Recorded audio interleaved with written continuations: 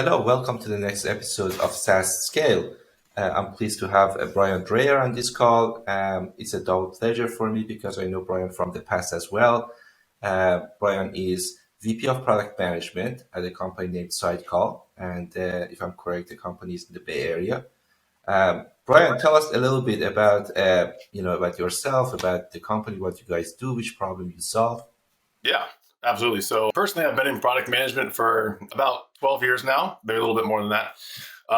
And SightCall got its roots serving service organizations. So when I say service organizations, you typically think about technicians that work on heavy machinery. And that's typically where we started. We do a lot with insurance too, but we provide a remote visual assistance platform. So we're enabling companies to not always have to be on site anytime they're doing an inspection of heavy machinery, in a manufacturing use case, but as well as we do a lot with insurance and doing claims assessments on a remote basis too. So a lot of savings, a lot of ROI when you don't always have to be in there in person. So that's probably the biggest challenge and problem that we solve for our customers. Okay, fantastic. Um, so one of the aspects that any SaaS company has, of course, is the product at the core. Mhm. So you have the product; it's the engine for the growth, and then not every company starts the product and looking at the product and building the culture around the product, building the revenue around the product. All of those things that need to happen at one after the product's created. Not every SaaS company will have the same approach, not getting the same path to get there. So, in your view, based on your experience, being doing this, being in the product world in many different aspects and product management, product marketing, both large organizations, probably a small organization, you have plenty of Yep. experience from different aspects. Yep. How do you see that, from the company's perspective? It's the right way to do it if you wanted to start from scratch tomorrow a company and you had enough money. Money was Mhm. not an issue and you Right. wanted to do it in the right way. What would have been the way you would do it based on all of those experiences?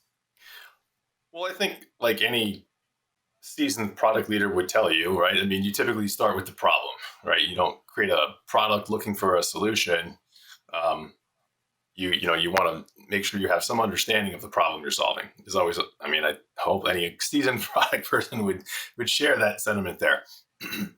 And gathering that information comes in a lot of forms. I mean, there's no shortage of people that work in certain industries or in certain use cases and then have just some real intimate knowledge of the challenge they've solved. I mean, you see that in the Bay Area, right? People worked on maybe siloed problems with some of the larger tech companies, and then they leave and they go start their own. They go start their own tech company. But usually, to be able to do that takes a pretty good deal of understanding of what you're doing. It's not just so that you have some street credentials to go with your name as founders, but having that understanding of the problem you're solving is really important there. Um, I think that's one of the things that you bring to the table quite a bit, Armand, as we've gotten to know each other. Is you've been in this analytics space for quite a long time, and having that level of understanding really does give you a differentiated perspective on how you're starting. And on the product side, product managers we're an interesting breed. We don't all go to school for product management. We don't all have CS degrees, but we're usually pretty good about learning fast and getting in there quickly. So you see founders that are product-led founders that may have been product managers in the past, or maybe engineering and technology leads in the past, starting with companies there. So I think whichever the background is, it's so important to have some, not just more than some, but really having some intimate knowledge about the industry, the space, the type of customers you're going after. Because right? I mean, those early wins are your hardest. The first few customers are the hardest. Um, and you better have a good understanding of why someone's willing, what their challenges are. So when they're willing to take a chance on you, they feel good about it. And in many cases, you have to restart the product, right? So it's not always the case that you're lucky enough, day one, you go there, Mhm. you introduce a product, and that product will become your bestseller product forever. for the rest of your life in the company. Sometimes you have the product, the second product is a hit, or you have to, doing these kind of things. What's your experience with that aspect? Yeah, and I actually worked with a company a number of years ago that was doing a pivot from hardware, perpetual license, sell this box, sell some maintenance, to a SaaS multi-tenant cloud software company. And, it started with this recognition that the market was changing, the customer base was looking for something different. Not everybody needed a server, but that level of pivot it's more than just a product for sure. When we talk about scaling up companies as a whole and SaaS companies, people that are used to taking orders on selling, something physical is different than someone who's out there selling a 3-year contract for some cloud software. I remember when we did this, it took a good holistic view of really the entire company. And it wasn't all clean. It wasn't all painless. But in order for this company to survive, there was a pretty clear recognition that it needed to evolve. This was a company that had started in the late 90s, and let's be honest, the tech space looked different in the late 90s. And it looks different today. SaaS wasn't really, it just wasn't the thing that it is today. The 2000s and even most of this last decade, it's really changed the dynamics of it. So, a pivot is more than just the product. The product obviously has to align, but really everything around it has to align. How you provide support changes, how you go to market. Your marketing is different, your sales different. And we turned over salespeople, to be completely transparent. The salespeople that were there for a long time, they weren't SaaS software salespeople. Some made the transition and others didn't. And I think as, leaders of a company, you've got to be willing to understand that if you're going to do a true pivot. There was a product organization before me when I got there, but it wasn't the right one. I came in and had to restart the product organization. I didn't inherit any staff. I inherited a blank slate. I had a development team that knew how to do Agile, but it was a new SaaS software development team. It was not a legacy, kind of hardware centric team. Now there was still a transition period. We didn't shed that business altogether. But it took us a little bit to bring the cultures together for sure. I think that's one of the fun areas of being in product management is that we really do have an opportunity to shape the culture, especially when in a pivot like this. We're so at we're really the central hub of so much of a business that, product managers and product leaders really do have an outsized impact, I think, on shaping different parts of the culture there.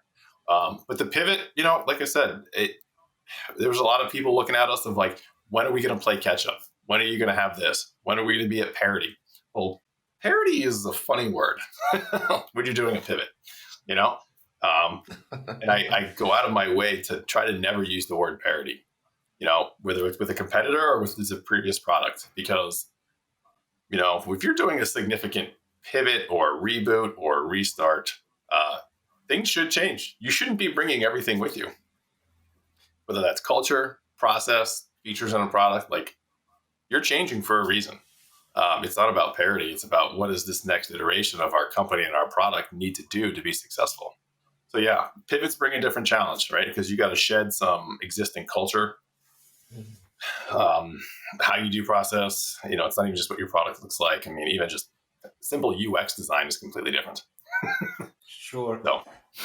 And then, software industry in general, we have more software companies, but also not just more software companies and SaaS companies compared to 10, 20 years ago, but the software itself has become more important. So you are gaining the importance of what your software does in general, and then you get more software companies. So those are both good news for software, for SaaS business. At the same time, now we have this delivery mechanism that is kind of cloud, and it's just helping us a lot in the way that we distribute the software and makes it faster.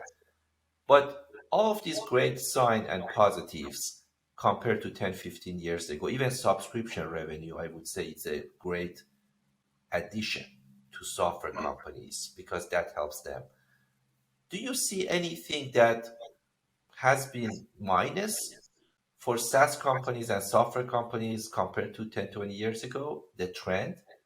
Because all of these are to me positive signs that we are using, if you are thinking about SaaS companies. And I wonder, from your perspective, you look at it and you compare it with 10 years ago, and then you think about, okay, these are the things that we need to be more careful about, or these are the more challenges that we are facing now, and how to overcome that. Is it a specialization that is happening? Is it something that how to really overcome those kind of changes, if there is anything that you see might be a challenge or Yeah, I mean, I potential would, I would challenge? largely agree with you. I think the SaaS movement has been pretty positive in general for software. I mean, I think some of the challenges that at a macro level that needed to be addressed, as this shift from server centric software to we'll call it cloud centric. I know, obviously, we know there's servers under the hoods, but how those servers are delivered and managed is different.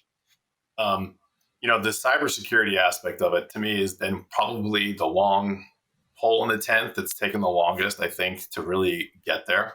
When you look at 10 years, even when I was, kind of just starting right out of college, I remember, we were a hosted solution, but I don't even think we were calling it cloud or SaaS or anything yet.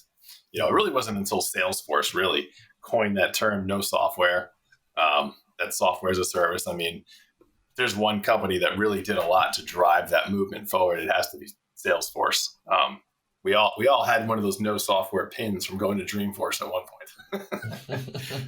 The challenges have certainly shifted. There's always the education and developer challenge, right? You've got to kind of revamp and think about things differently.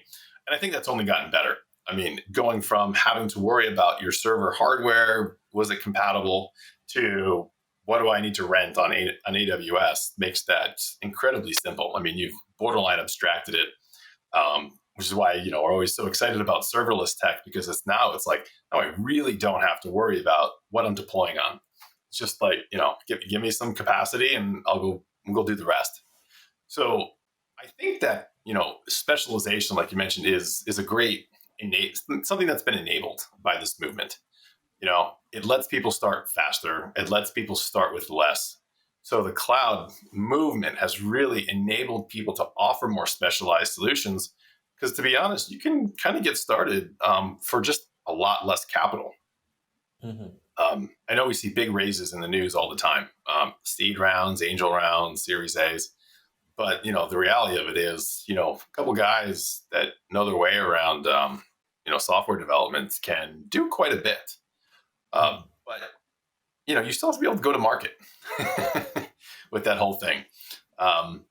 Developers, I always contend, a developer that knows how to present and understand value has a leg up on a lot of, I think, founders. And people just starting out that know how to write code. I mean, code is only one aspect of it. But the cloud has really enabled us to move forward, move faster. I think cyber was always the long pole of the tent. I mean, we've seen plenty of incidences over the years. Banking and healthcare, we're always the slowest ones to adopt. And, we see them running AWS. I mean, when Capital One announced that they were going full AWS, I think that was a pretty big movement for the financial industry. Even federal government's adopting it. So, I think the federal government even has a cloud mandate, because, I mean, we all recognize the economics of cloud just make so much more sense. So, I mean, there's a lot of exciting things to go with it for sure. The big companies have to innovate. It puts a lot of pressure on the big companies. I give Microsoft a little bit of credit for some of the pivots they've been able to do over the last 5 to 7 years. Because they were a good example of a company that was struggling to pivot, I think. Had they not changed CEOs, I don't know if they would have made the pivot the way they are today. I Yeah, think very they made the true. right change at the right time. But obviously, there's no shortage of leadership coming out of AWS, for that. Mhm. It's really who's driving this forward at this point. Salesforce did a great job getting it started. It feels like AWS is taking it from here. And if you look at, I mean, one of the aspects is, of course, the relationship between product and sales, or sales and marketing, right? So Hmm. so you have on one side the revenue side of the company, and on the other side you have the product side of the company. And product management and the role that you are doing is kind of bridging between these two in a way, and finding Hmm. the common ground and communicating the challenges and the success stories across the kind of both sides. So has it been different in current kind of SaaS market? Many things have changed. Subscription model is in place. I used to, every quarter start from zero. Now you don't start from zero. You're just build upon that, but then you are a smaller kind of subscription rather than the bigger perpetual licenses coming. So different kind of style of doing that. The delivery mechanism has changed. A lot of things that you talked about has changed. So I wonder if those, how from your perspective on the product side, has impacted the relationship between the product team and the sales and marketing? Is it the same? Is different? What's your perspective on that? It's definitely not the same. And I think the biggest factor that really produces and makes sure it's not the same is the delivery cadence. SaaS software, we physically can deliver more and deliver more faster. In a hardware world, but even in a perpetual software world, when IT is involved and IT has to do that update, they don't want frequent updates. If they have to Mm-hmm. take a server offline on a Friday night, that is a pain in the rear end for somebody in that Mm-hmm. organization. Nobody wants to do that. Um, so in kind of the old way of doing it, you couldn't make as many updates. So by and large, what you gave to your sales team to sell, it kind of was static for 6 to 12 months, depending on the cycle, right? Um, maybe you did a couple updates a year, so maybe every 6 months something would come, but you didn't have this cadence. Like you didn't have to interact as much from a what's coming perspective. Obviously understanding customer needs, what are prospects interested in. There was always that aspect of it, from informing a longer term roadmap. But in a SaaS world, when you're delivering maybe every quarter, every month, it could be every week, even on some of these really, continuous delivery companies out there. They constantly need to be re-educated about what's coming, what's out there now. Has their pitch changed at all? Are they presenting something new? Little changes, not a drastic, shift from what they're talking about week to week, but you come out with larger product and you got to re-educate them. And that's one of the things that I've certainly seen this in a few times. And companies that start with that continuous delivery cadence can kind of have that in their DNA and get going for a while. Mm-hmm. Companies that are used to delivering a little less frequently, their businesses do struggle with making that shift. And Mm-hmm. the larger the enterprise of customers, sold to a lot of large enterprises, even they don't want delivery every week, because if the people that are buying the software, they have to go train some of their own internal employees. If it comes too frequently, that's a burden that they can't keep up with.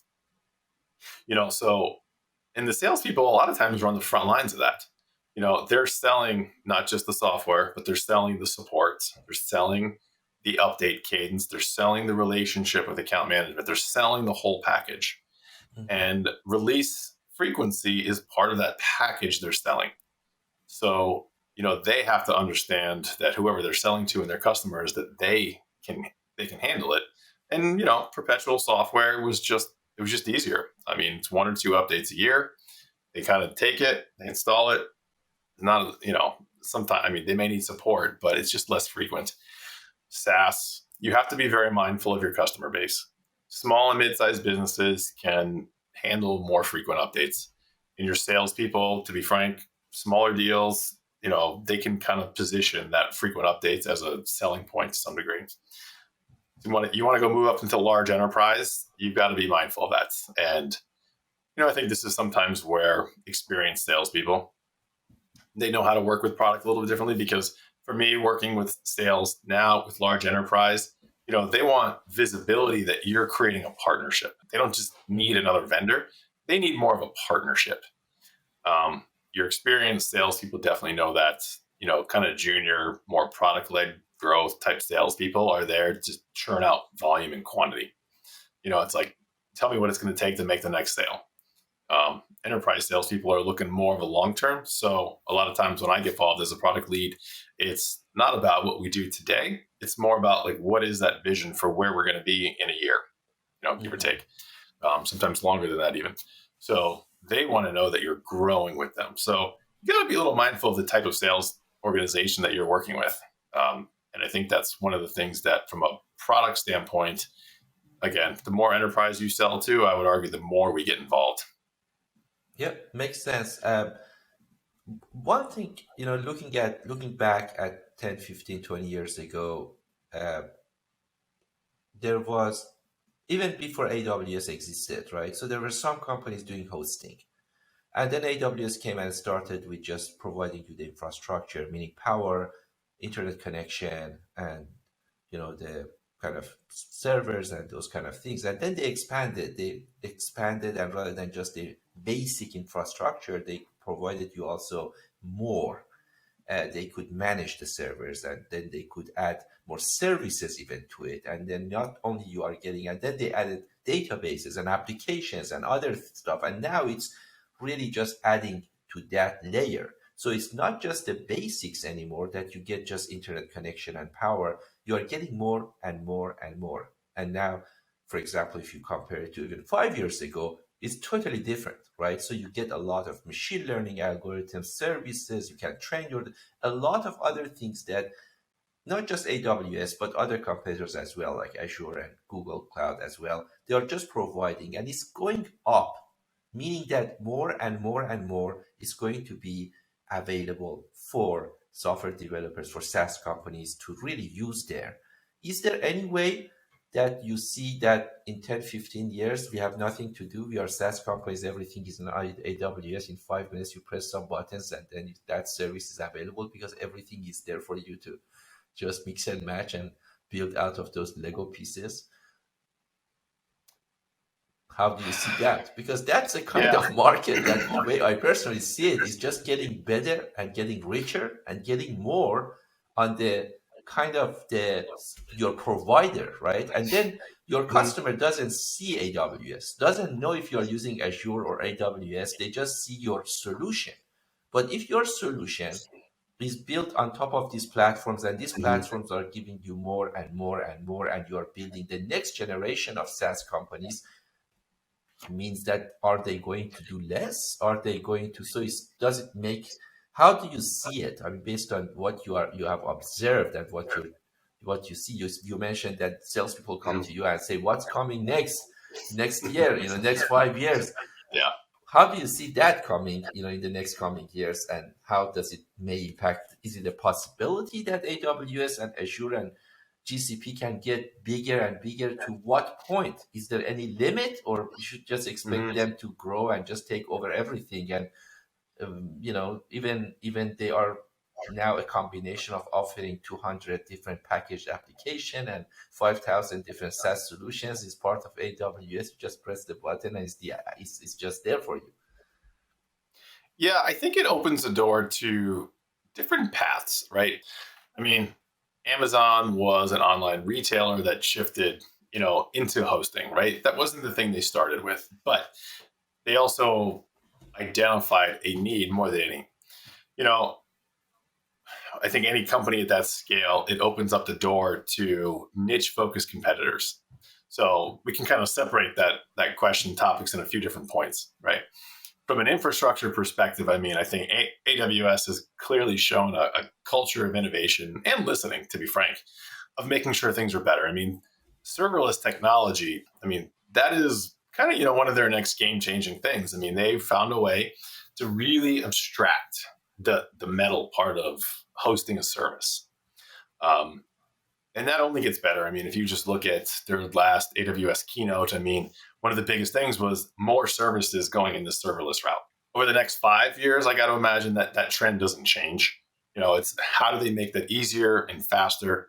Because, they thrive on companies, just spawning out of nowhere. I mean, that's great for them and great for their business. Because let's be honest, if you start a startup today, I probably would bet 7 to 10 out of those companies are going to go to AWS. Google might be stealing some of that. Maybe Microsoft is stealing a little bit here and there, but let's be honest, AWS is going to be the first place you go. And the easier it is, the more they're going to do it. Serverless is going to shift some technical skills, I think, to really know how creating one serverless function is one thing. Creating a whole system that functions on serverless is a different level of architecture. So, they're putting out technology. I always appreciate the learning material that AWS puts out because there's a lot of re-education that goes into that. I do appreciate that AWS spends a lot of time on that. Actually, I know one of the designers over there. And they instructional designers, and they invest quite a bit in that kind of material. You also mentioned AI, and I think that is probably still one of the areas that it still probably has a long way to go. And the biggest thing is, and because we've been working with AI technology at my company too, and there's still a lot of misconceptions about what it is for, what it's used for, how it's used. Identifying use cases for the technology, I think, still has a long way to go. It sounds cool. Some demos with some robots running around sound great. But at some point, the rubber's got to hit the road for individual businesses, and really helping them find use cases is one part of the challenge. But I still look at the training part as the other big challenge to that segment here. And I see this firsthand talking to our own customers. We talk about the capabilities, what we have, and it's usually, that gives me some ideas of what I might use it for, but how do I build it, right? We're actually working on some AI training software to try to actually bridge this gap and lower that barrier to entry. And that's probably an area that I see AWS and Azure really still investing in because it can be as sophisticated as it wants, but if you can't train it properly and make that output easy to consume and do something with, you're still gonna be hindered a little bit by adoption and growth.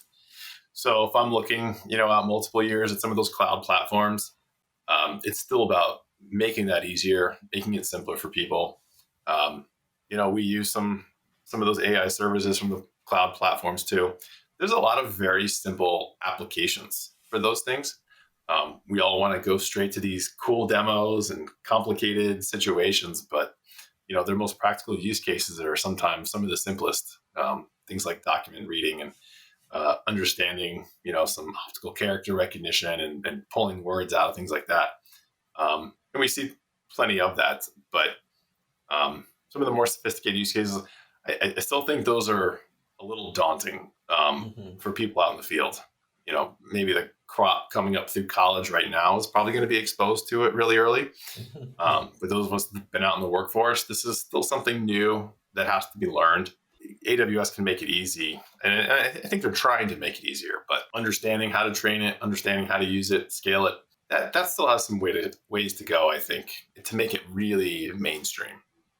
So it's to draw a lot of things SaaS companies have to do in the next coming 10, 15 years. So yeah, it's totally true. Everybody wants to be AI powered, but what AI powered means is very fungible. Yeah. And you're right. It's like a tree. It may, many of the things that we had to do in the past 15 years ago, there was no AWS, then you had to do all of this work yourself. But then now AWS does it. It doesn't mean that we don't do anything else. Now it's like a tree. It's just expanding, expanding, expanding. So as you get more support, it seems, from your provider, now you can focus and do other things. So that helps us to do a variety of things. So, and I think that goes back also to the other topic we touched on, and that was, when companies getting more specialized, and then you can, focus on the core, and then you can do more. It just helps you to do more. It doesn't mean you are doing less. Actually, by getting more support, also you're adding more on top of that. Yeah, I would agree with you there. And I think a really interesting use case of specialization is Shopify in this kind of big tech cloud space. Because Shopify has really done a great job of focusing in on the needs for e-commerce purposes. Because a lot of companies that go to Shopify could probably find a way to do it on AWS, but they have found a way to really serve that market.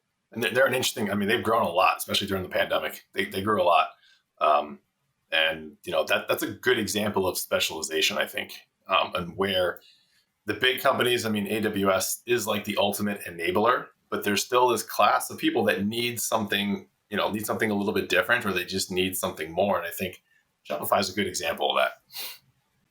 Great. I'm going to also ask you, as my last question, if there is any book that you like to recommend to our audience are SaaS companies, as you know, that it is about the product strategy that grows SaaS business and how to scale SaaS with the right strategy. Obviously, there are a lot of books there, but I wonder what's your favorite book. Also, sometimes the book that you may recommend might be just something that not directly but indirectly might be related to kind of anyone, including SaaS companies, to read and grow. Is there any favorite that you Mm-hmm. would like to share? Yeah, I mean, I think probably one of the more recent ones that I really appreciated was Scott Belsky's The Messy Middle. He currently is the chief product officer of Adobe, but he was the founder of Behance. Mhm, He has a lot of good anecdotes about what it takes to kind of move through the startup to exit phase. mhm, So we've talked about companies in different phases. Um, he got some good tidbits in there. You know, he's the founder, has a product title, but it's definitely about with a lot of good anecdotes about just kind of moving through the phases of a company. It's not all roses and sunshines. I mean, there are challenging times. Whether it's management, product, things happen. So I don't know. That was a good one. I appreciate. I follow him on LinkedIn too. He's got a lot of good things to say. So that'd be one I might recommend people check out. fantastic. That's a great book to also follow, and I will provide the link on my LinkedIn as well for that. Yeah. So, uh, again, thank you very much for your time, Brian. Always great speaking with you, and appreciate having you in this program. Stay here, Marilyn. Thanks for having me. You take care. Thank you.